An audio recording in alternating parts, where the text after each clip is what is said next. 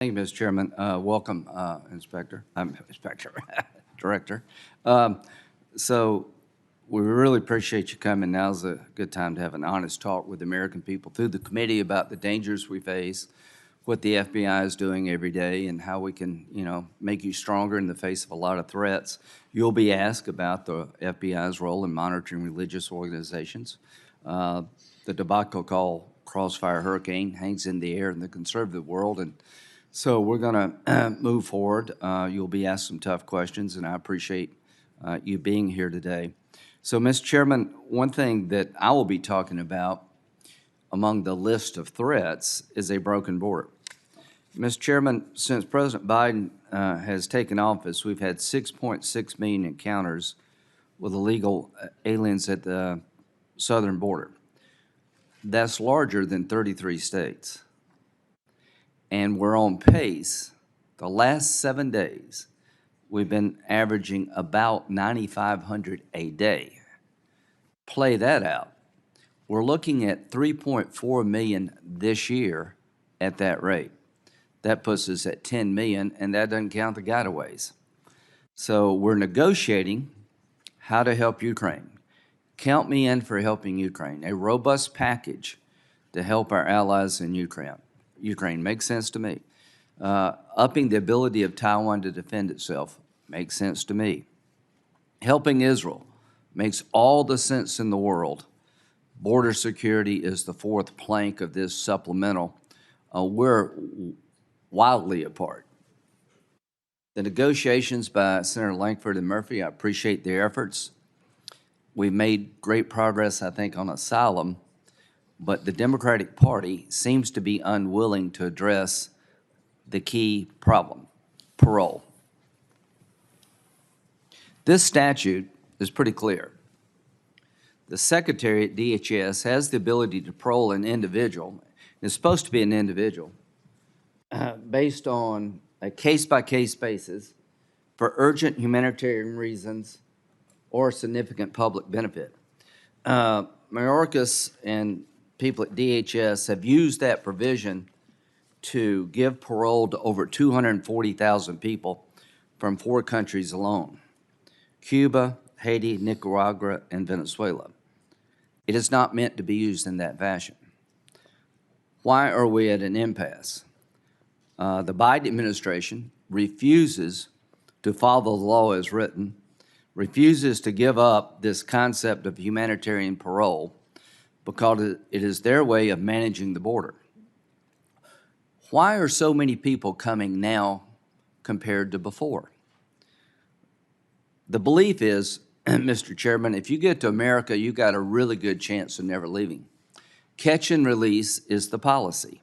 If you apply for asylum, the initial screening test is way too low, and your case is to be heard years from now, you're released in the United States. You're paroled in the United States when we run out of bed space or they just want to parole people. The Democratic governors and mayors of large blue cities are complaining, but their answer is just more resources to process illegal immigration. You will not get a deal from the Republican Party unless we change the policies that are leading to 9,500 on average a day coming to our border. What are we looking for? Not H.R. 2, but we're looking for policy changes that will spread throughout the world, and people will no longer risk their lives, their family lives, pay thousands of dollars to human traffickers to show up at our border. That's what we're trying to do. You don't want to do that. You clearly, as a party, do not want to change the policies that are attracting so many people. It's inhumane, I think, to lure people through this journey. It's not fair to the American people to be overrun in the fashion we are. Given the threats that exist in the world, it's exceedingly dangerous to have lost control of your border. I'm often asked at home, well, are they incompetent or they want it this way, the Biden administration? I think there are a lot of smart people in the Biden administration, they want it this way. They want to be able to have the ability to use parole, humanitarian parole, and there's no such creature that allows for blanket admission into the country as a tool to control the flow. They're not interested in deterring the flow. They just want to control the flow, manage the flow. We on this side, there's some of Republicans that won't vote for any aid to Ukraine, but they're in a distinct minority in the Senate, and I think the House is at least evenly divided. If we had a border security proposal as part of the supplemental that addressed our own national security needs here at home, I think you'd get a very large vote. So I don't need any more lectures about the need for Ukraine. I got it. I understand. You're right. I understand why we should help Israel. I understand why we should toughen up Taiwan. What you clearly don't seem to understand, or you're not going to accept, the situation at the border is a national security nightmare in the making. It's unfair to the border communities to have to live like this. So I have urged Governor Abbott, who's been on the tip of the spear here, now is moving to Arizona, to make it real to senators who seem to object to making the policy changes. I know Chicago has had a lot of illegal immigrants sent there.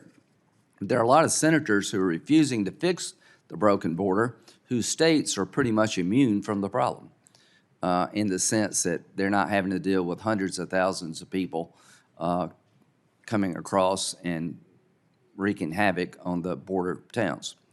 Fentanyl is an all-time high coming into the country through a broken southern border made in China for the most part. We're never going to stop the flow of fentanyl until we regain control of our border. So to those who are following these negotiations, let me tell you where they're at. They're stuck. They're not going forward in a productive fashion until the Biden administration is willing to change the policies that are leading, last 2 days, 10,200. Let me say that again. In the last 2 days, 10,200 people have shown up at the border. Those are the ones that we know about. The last 7 days, almost 9,500 on average. You're on track to do 3.6 million. There will be no deal until you change the policies that lead to this problem. If that's too far for you, I'm sorry.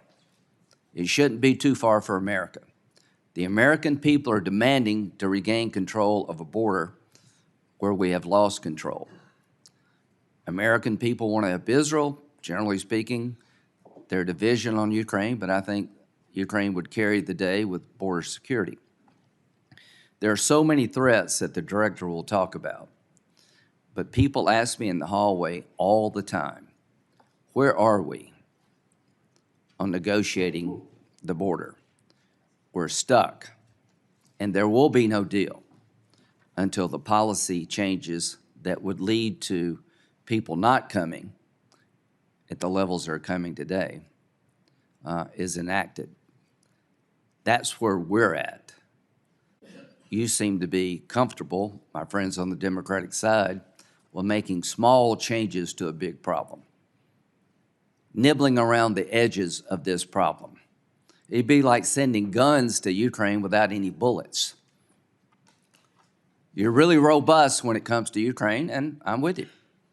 But when it comes to our border, you're playing a game of doing the least amount possible to pick 10 or 12 of us off. It ain't happening. And I've been involved in this issue for 20 years. This is not about immigration reform, and it needs to happen. It's about securing a broken border at a time when the threats to our nation are all-time high, and it started with Afghanistan. The world is on fire.